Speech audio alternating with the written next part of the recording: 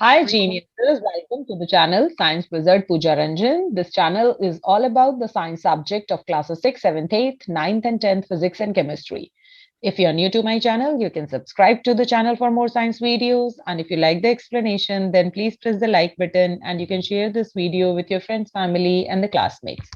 सो आज जो टॉपिक हम डिस्कस करने वाले हैं वो है क्लास 7 का चैप्टर 3 स्ट्रक्चर ऑफ मैटर। इस चैप्टर पे मैं ऑलरेडी 3 वीडियोस बना चुकी हूँ। उन 3 डिफरेंट वीडियोस का लिंक मैं आपको डिस्क्रिप्शन बॉक्स में दे दूंगी। अगर आपको इस चैप्टर का एक्सप्लेनेशन देखना है तो आप जाके उन तीनों वीडियोस को चेक कर सकते हैं। हम डिस्कस करने वाले हैं वो है question and answers of the chapter structure of matter from the living science book. So the first question is from page 28 oral questions.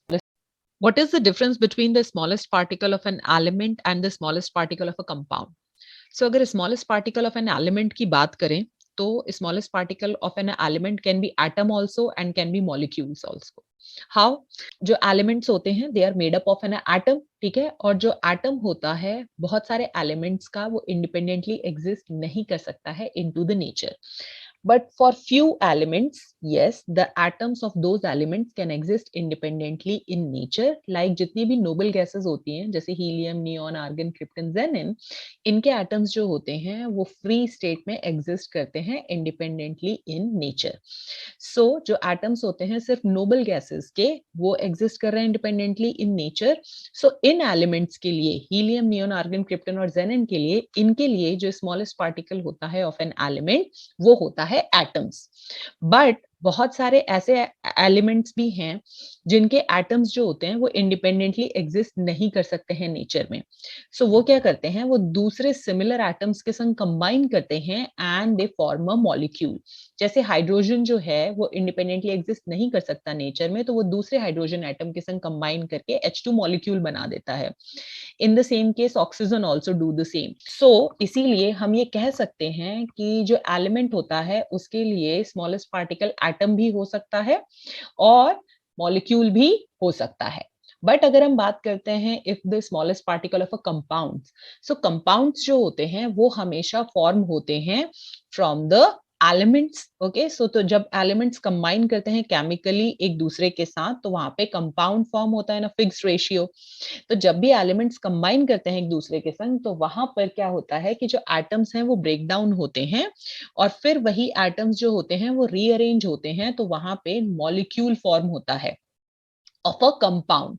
Okay, जो कंपाउंड होता है उसका स्मॉलेस्ट पार्टिकल जो कि एग्जिस्ट कर सकता है इंडिपेंडेंटली इन नेचर, वो होता है मॉलिक्यूल। जैसे H2O के आगे अगर कुछ नहीं लिखा है तो वो रिप्रेजेंट करता है 1 मॉलिक्यूल। अगर मैं यहाँ पे लेफ्ट हैंड साइड में 2 लिख दूं तो वो रिप्रेजेंट करेगा 2 मॉलिक्यूल्स। ओके, कंपाउंड्स के लिए मॉलिक्यूल होता है स्मॉलेस्ट पार्टिकल, और एलिमेंट्स के लिए एटम भी हो सकता है और मॉलिक्यूल भी हो सकता है, डिपेंडिंग अपॉन कि whether that atom can exist independently in nature or not. All the elements, the smallest particle that can exist independently is an atom. Do you agree? Give reason. जैसा अभी मैंने आपको बताया कि नहीं, सारे एलिमेंट्स के लिए जो स्मॉलेस्ट पार्टिकल एग्जिस्ट करता है इंडिपेंडेंटली इन नेचर वो एटम नहीं होता है। वो सिर्फ जितने भी नोबल गैसेस होते हैं उनके केस में ही जो एटम्स होते हैं वो इंडिपेंडेंटली एग्जिस्ट कर सकते हैं इनटू द नेचर। इसके अलावा जितने भी एलिमेंट्स होते हैं उनके एटम्स इंडिपेंडेंटली एग्जिस्ट नहीं कर सकते हैं नेचर में। इसीलिए वो सिमिलर एटम्स के संग कंबाइन करते हैं and they form a molecule. The statement is wrong. Most elements are found in free state in nature. Do you agree? Give reasons. Okay, ज्यादातर elements जो होते हैं they are very reactive in nature. हमने example पढ़ा हुआ है already कि sodium जो होता है, पोटेशियम जो होता है, वो metals होते हैं, they are very very reactive in nature. ज्यादातर elements जो होते हैं वो बहुत ही रिएक्टिव होते हैं नेचर में और वो तुरंत किसी दूसरे एलिमेंट्स के संग कंबाइन करके दे फॉर्म अ कंपाउंड। इसीलिए जो एलिमेंट्स होते हैं वो ज्यादातर फ्री स्टेट में नहीं पाए जाते हैं इन नेचर। बट कुछ एलिमेंट्स ऐसे भी होते हैं जो कि बहुत ही लीस्ट रिएक्टिव होते हैं, वो जल्दी किसी के संग रिएक्ट ही नहीं करते हैं। गोल्ड जो होता है वो सबसे लीस्ट रिएक्टिव मेटल है, ठीक है, तो वो भी जनरली किसी और के संग कंबाइन नहीं करता है नेचर में, ना ही तो वाटर के संग, ना ही ऑक्सीजन के संग, ना ही कार्बन डाइऑक्साइड के संग, और कोई नया कंपाउंड फॉर्म नहीं करता है। इसीलिए जो गोल्ड है वो फ्री स्टेट में पाया जाता है नेचर में। A scientist found that the two samples of a same compound had the same elements combined in the different ratios. Was the finding correct? So एक साइंटिस्ट ने क्या किया, दो सैंपल्स लिए सेम ही कंपाउंड के. सो सपोज करो कि हम एक कंपाउंड ले लेते हैं वाटर. ठीक है. अब वाटर के दो सैंपल्स ले रहे हो आप, तो सपोज करो एक आपने अपने टैप से लिया है, आपके घर में जो टैप है वहां से आपने वाटर कलेक्ट किया है, और एक आप किसी पॉन्ड में से वाटर कलेक्ट करके लेके आए हो. तो साइंटिस्ट ये कह रहा है कि वो जो दो सैंपल आपने वाटर के कलेक्ट किए हैं, ठीक है, of the same compound like water, so उसमें जो एलिमेंट्स हैं वो तो सेम हैं, बट वो कंबाइन करते हैं इनटू द डिफरेंट रेशियोज. सो क्या वो सही बोल रहा है? सो इमेजिन करो कि अगर वाटर का फॉर्मूला होता है H2O, ठीक है. अब मैंने अगर टैप वाटर से कलेक्ट किया है तो भी वाटर का फॉर्मूला H2O ही होगा, और अगर मैं पॉन्ड से लेके आऊंगी तो भी H2O का वाटर का फॉर्मूला H2O ही होगा. अगर ये फॉर्मूला चेंज हो जाता है, मतलब अगर जो रेशियो है जिसमें कि वो एलिमेंट कंबाइन कर रहा है हाइड्रोजन और ऑक्सीजन, अगर मैं चेंज कर देती हूँ तो मेरा कंपाउंड भी चेंज हो जाएगा ना, तो मेरा कंपाउंड तो सेम नहीं रहेगा. सो इसीलिए ये फाइंडिंग जो है वो इनकरेक्ट है. वाई? क्योंकि अगर मैं सेम कंपाउंड का सैंपल कहीं से भी लूं, तो जो कंपाउंड है वो तो हमेशा फॉर्म होगा ना, सेम टाइप ऑफ कंपाउंड जो है वो तभी फॉर्म होगा ना जब एलिमेंट सेम रेशियो में कंबाइन करेंगे. सो भले वो पॉन्ड का वाटर हो, भले मेरे टैप का वाटर हो, वाटर तो तभी फॉर्म होगा जब हाइड्रोजन के दो एटम ऑक्सीजन के एक एटम के संग कंबाइन करेंगे. और अगर ऐसा नहीं होता है, ठीक है, अगर वो डिफरेंट रेशियो में कंबाइन करते हैं, तो देखो यहाँ पे हाइड्रोजन और ऑक्सीजन डिफरेंट रेशियो में कंबाइन कर रहे हैं, तो यहाँ पे क्या है कि जो कंपाउंड है वो ही चेंज हो गया. यहाँ पे ये जो कंपाउंड है ना H2O2, इसको हम हाइड्रोजन पेरोक्साइड कहते हैं, तो ये डिफरेंट कंपाउंड बन गया. सो इसीलिए जो साइंटिस्ट है उसकी फाउंडिंग इनकरेक्ट है. सेम कंपाउंड जो होता है उसमें जो एलिमेंट्स होते हैं वो हमेशा सेम रेशियो में ही मिलेंगे, फिक्स्ड रेशियो में ही मिलेंगे. Now, the same scientist as above found that the two samples of a mixture of the same elements had the element mixed in the different ratio. Was the finding correct this time? Okay, so अब ऊपर जो scientist थे उन्होंने अब क्या किया है कि उन्होंने दो सैंपल्स लिए हैं. किसके सैंपल्स लिए हैं? मिक्सचर के सैंपल्स लिए हैं. अब वो जो मिक्सचर के दो सैंपल्स लिए हैं, ठीक है, उनमें सेम एलिमेंट्स हैं, और जो एलिमेंट्स हैं वो मिक्स्ड है into the different ratios. Same scientist है एज अबव, उसने क्या किया है, दो सैंपल्स लिए हैं, ठीक है, किसके? मिक्सचर्स के. अब वो जो मिक्सचर है वो किसके हैं? Of the same elements, but वहां पे जो एलिमेंट्स हैं वो दोनों अलग अलग सैंपल्स में, दोनों का रेशियो जो है वो भी डिफरेंट है. सो इस बार क्या साइंटिस्ट करेक्ट है? अब मिक्सचर बना रहे हैं, तो सपोज एक एग्जांपल ले लेते हैं, आपकी बुक में दिया हुआ है आयरन और सल्फर का. ठीक है, तो मैंने आयरन फिलिंग्स ले लिया और सल्फर पाउडर ले लिया. दोनों क्या हैं? एलिमेंट्स हैं. तो मैंने क्या किए, दो बोल लिए, और एक में मैंने ज्यादा आयरन लिया है, आयरन फिलिंग्स, और कम सल्फर पाउडर मिलाया है, और दूसरे वाले में मैंने क्या किया है कि ज्यादा सल्फर पाउडर लिया है और कम आयरन फिलिंग्स मिलाए हैं. ठीक है, दोनों ही मिक्सचर ही है, क्योंकि वहां पर कोई नया कंपाउंड नहीं फॉर्म हो रहा, तो बोथ आर मिक्सचर. ठीक है, अब यहाँ पे वो ये कह रहा है कि एलिमेंट भी सेम ही है, दोनों में मैंने आयरन और सल्फर ही लिया है, बट रेशियो डिफरेंट है. तो क्या वो जो दोनों सैंपल्स हैं मिक्सचर के, हम कह सकते हैं कि उनमें वो जो एलिमेंट है वो सेम है बट रेशियो डिफरेंट है, तो भी वो मिक्सचर ही है? So obviously yes. क्यों? क्योंकि जो मिक्सचर होता है उसमें जो एलिमेंट्स और कंपाउंड्स होते हैं वो केमिकली मिक्स नहीं होते हैं, और मिक्सचर में वो किसी भी रेशियो में कंबाइन कर सकते हैं. सो यस, अगर वो डिफरेंट रेशियो में भी एलिमेंट्स कंबाइन कर रहे हैं in two different samples of a mixture, so his finding is absolutely correct. Now we will discuss the question and answers on page 33, oral questions. Difference between the symbol and the formula of oxygen. So जो symbol होता है element का वो represent करता है an atom, okay, of an element. किसी भी element का एक एटम रिप्रेजेंट किया जाता है सिंबल के द्वारा. और अगर हम फॉर्मूला की बात करते हैं ऑफ एन एलिमेंट, सो जो फॉर्मूला होता है वो रिप्रेजेंट करता है मॉलिक्यूल ऑफ एन एलिमेंट. सो अगर मैं सिंबल की बात करूं ऑक्सीजन के, तो symbol of oxygen is represented by O. So O यहाँ पे एक एटम बता रहा है of an element. Okay, but अगर मैं फॉर्मूला की बात करूं ऑक्सीजन का, सो ये है O2. ओके, सो यहाँ पे ये जो O2 है, सो यहाँ पर as two atoms of oxygen are there, okay, so ये रिप्रेजेंट कर रहा है मॉलिक्यूल ऑफ एन एलिमेंट. अगर बात करें तो क्या कोई भी ऐसा एलिमेंट है जिसका सिंबल और फॉर्मूला सेम ही हो? सो यस, ठीक है, जितनी भी नोबल गैसेस होती हैं उनके जो एटम्स होते हैं वो इंडिपेंडेंटली एग्जिस्ट कर सकते हैं नेचर में. सो अगर मैं हीलियम का एटम रिप्रेजेंट करती हूँ तो वो भी मैं He से ही करूंगी, ठीक है. और उसका अगर मैं मॉलिक्यूल रिप्रेजेंट करती हूँ तो हीलियम तो किसी और के संग कंबाइन करता नहीं है टू फॉर्म अ मॉलिक्यूल, सो उसका मॉलिक्यूल भी He से ही रिप्रेजेंट होगा. सो जो सिंबल और फॉर्मूला है ऑफ द हीलियम वो He ही रहेगा.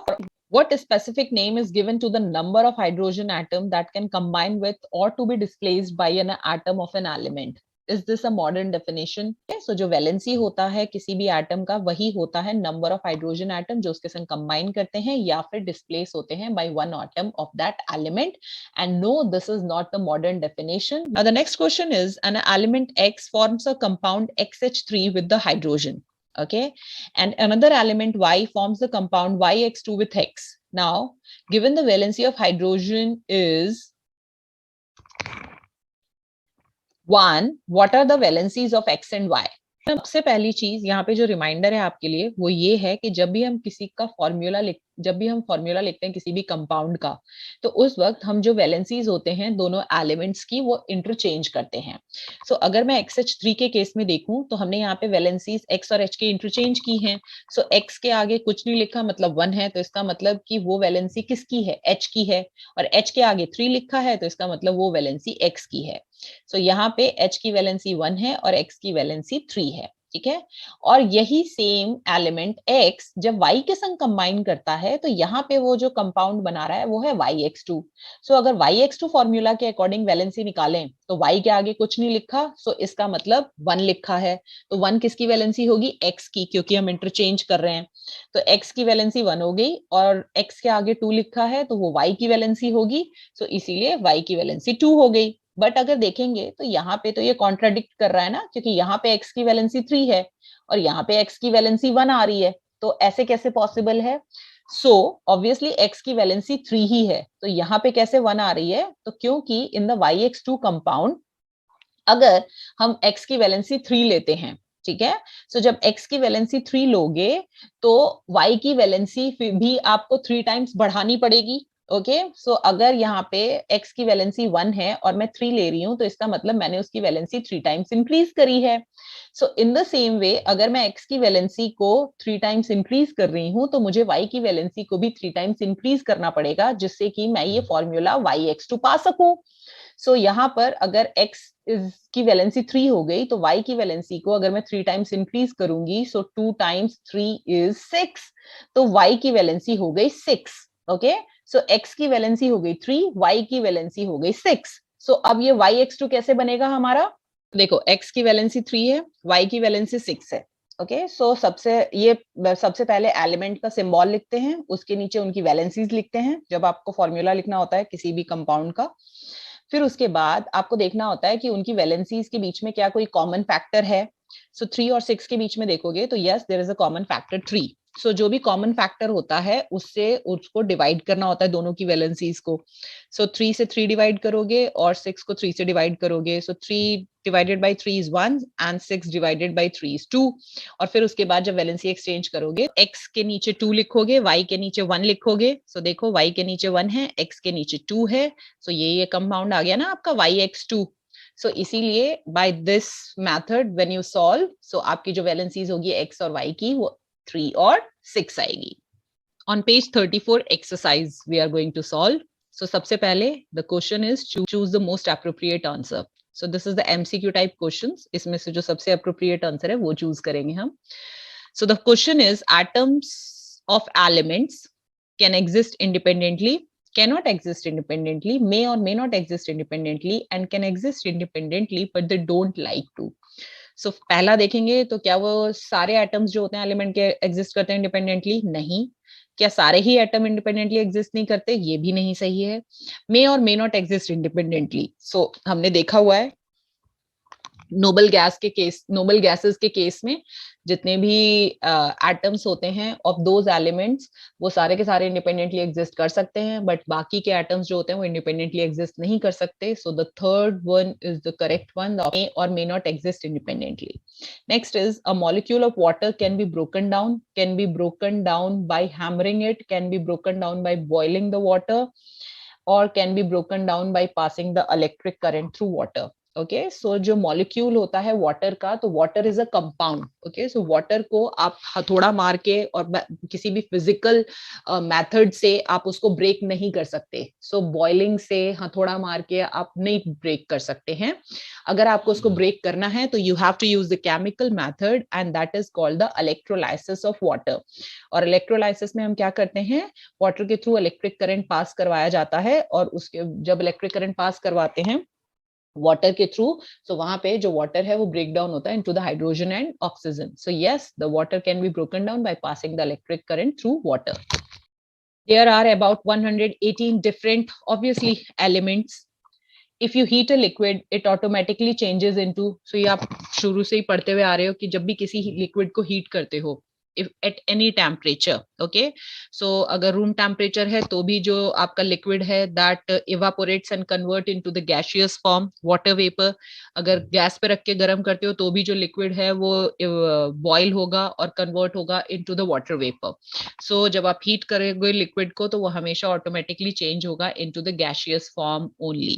When two elements are brought together, they, तो जब भी किसी दो एलिमेंट्स को एक दूसरे के पास लाओगे तो क्या वो हमेशा मिक्सचर ही बनाएंगे या फिर हमेशा ही कंपाउंड बनाएंगे, या मिक्सचर बनाएंगे या कंपाउंड करेंगे बनाएंगे, वो डिपेंड करेगा कंडीशंस पे, या फिर मे वो फॉर्म द मिक्सचर और compound depending upon what they like. Okay so हमने ये पढ़ा हुआ है कि कंपाउंड कब बनते हैं, जब दो एलिमेंट्स जो हैं वो एक दूसरे के संग केमिकली रिएक्ट करते हैं ना फिक्स्ड रेशियो.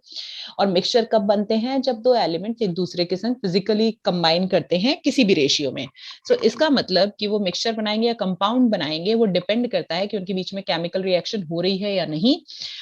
और अगर केमिकल रिएक्शन नहीं हो रही तो मिक्सचर बनेगा, और अगर केमिकल रिएक्शन हो रही है तो कंपाउंड बनेगा. सो वो डिपेंड करता है कंडीशन पे. सो मे फॉर्म अ मिक्सचर और a compound depending on the conditions. Which of the following is not a mixture? Air, sea water, pure water, soil.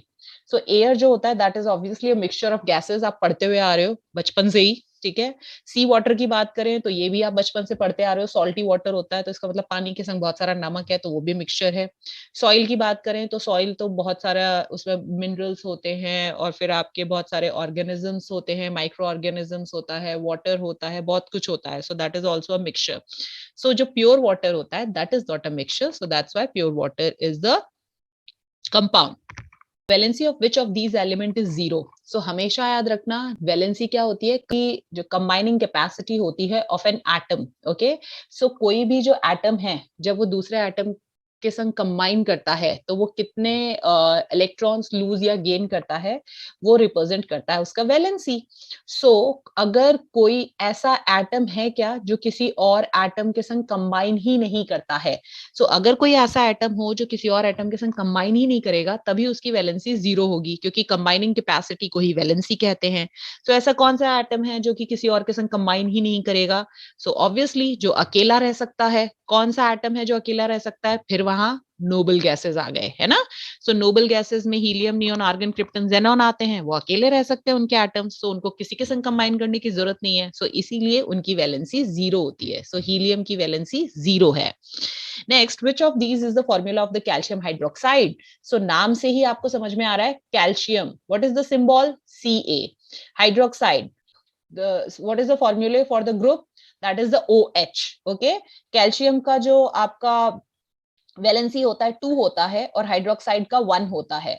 सो उसके हिसाब से देखोगे तो your formula for the calcium hydroxide is CaOH2.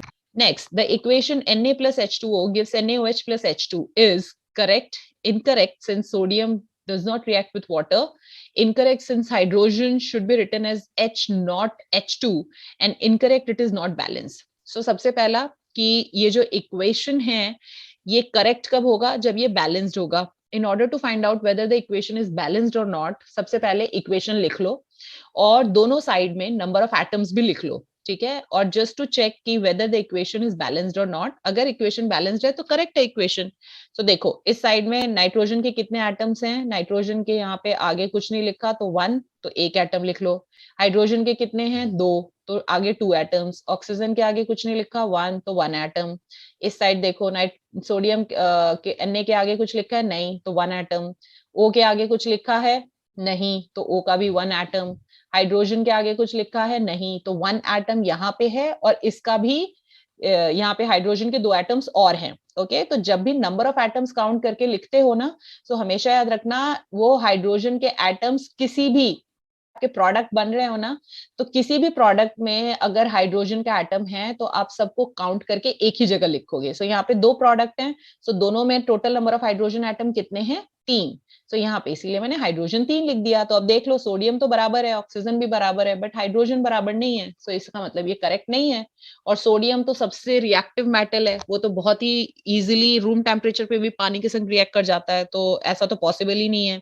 Hydrogen जो होता है उसको एज एच लिख ही नहीं सकते, क्योंकि हाइड्रोजन तो ऐसा एलिमेंट है जो अकेले एग्जिस्ट ही नहीं कर सकता, उसका एटम। सो वो तो हमेशा दूसरे एटम के संग कंबाइन करके मॉलिक्यूल बनाता है। सो लास्ट ही सही होगा, incorrect, because it is not balanced. We will be discussing about the very short answer questions. What is the smallest particle of an element that can take part in a chemical reaction? So हमेशा याद रखना, smallest particle जो होता है element का, जो take part करता है chemical reaction में, that is the atom. ठीक है। नेक्स्ट, जो स्मॉलेस्ट पार्टिकल होता है किसी भी कंपाउंड का, वो मॉलिक्यूल होता है। So molecule is the correct answer. And name an element which exist in the free state in nature. So बहुत ही कम एलिमेंट्स हैं जो कि फ्री स्टेट में एग्जिस्ट कर सकते हैं इन द नेचर। मैंने बताया था जो लीस्ट रिएक्टिव एलिमेंट्स होते हैं, लाइक आपका गोल्ड है, लाइक प्लैटिनम है, ये आपको फ्री स्टेट में मिल जाएंगे नेचर में। इसके अलावा ऑक्सीजन जो है वो भी आपको फ्री स्टेट में मिल जाता है नेचर।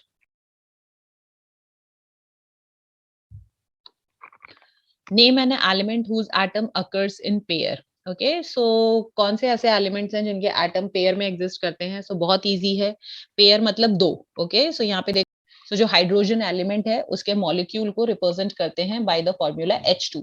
तो यहाँ पे 2 हाइड्रोजन एटम्स हैं, एग्जिस्ट कर रहे हैं together, occur in a pair. So hydrogen है, ऑक्सीजन है, उसको भी एज अ O2 लिखते हैं, नाइट्रोजन है उसको भी एज अ N2 लिखते हैं, क्लोरीन है उसको भी एज अ Cl2 लिखते हैं। बट यहाँ पे सिर्फ एक ही नाम बताना है, तो आप H2 लिख सकते हैं, या O2 या Cl2 कुछ भी लिख सकते हैं।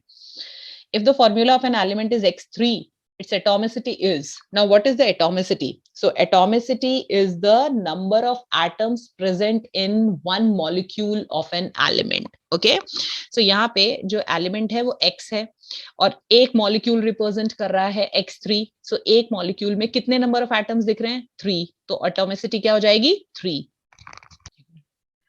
If two compounds that do not react chemically are mixed, what do we get? So किसी भी 2 एलिमेंट्स या कंपाउंड्स को जब एक दूसरे के संग मिलाते हो और वहां पे अगर कोई केमिकल रिएक्शन नहीं हो रहा, तो ऑब्वियसली क्या बनेगा? मिक्सचर ही बनने वाला है, तो मिक्सचर बनता है।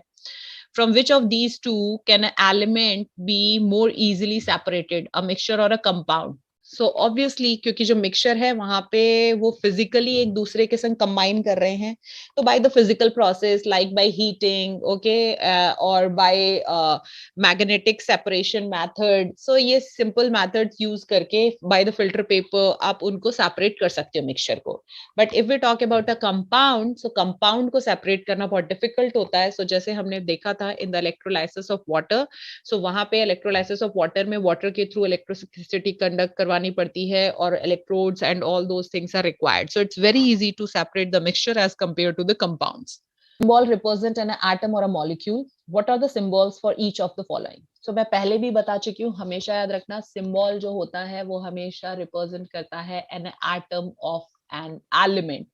जो सिंबल होता है वो एक एटम रिप्रेजेंट करता है किसी भी एलिमेंट का, और जो मॉलिक्यूल होता है वो रिप्रेजेंट करता है formula, okay, of an element. अगर सिंबल की बात करें तो जो कोबाल्ट है उसका सिंबल होता है CO, सो ये रिप्रेजेंट करता है 1 एटम ऑफ CO।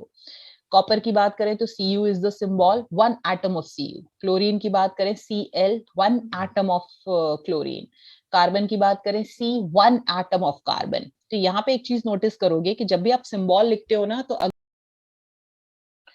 अगर उसमें आपका एक ही अल्फाबेट है तो वो हमेशा कैपिटल होगा, और अगर 2 अल्फाबेट्स यूज कर रहे हो आप सिंबल में, तो पहला वाला कैपिटल होगा, दूसरा वाला हमेशा स्मॉल रहता है। एक चीज याद रखिएगा ये।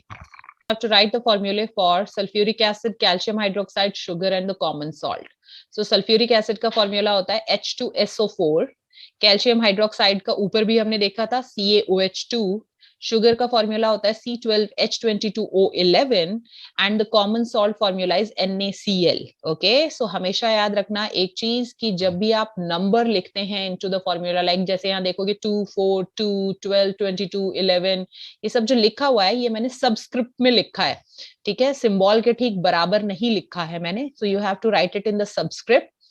एंड जब भी आप ये नंबर लिखते हैं तो ये हमेशा आप सिंबल के राइट में लिखते हैं, ठीक है, इन the subscript.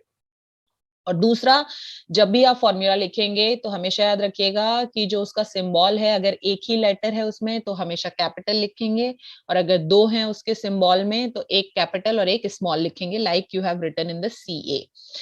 Now next is, if a certain compound has the formula H2X, what is the valency of X? So जैसा पहले भी बता चुकी हूं मैं कि किसी भी फॉर्मूले को देखते हो ना, so हमेशा आपको क्या करना है कि जब भी फॉर्मूला लिखते हैं तो एलिमेंट्स की वैलेंसी को एक्सचेंज करते हैं.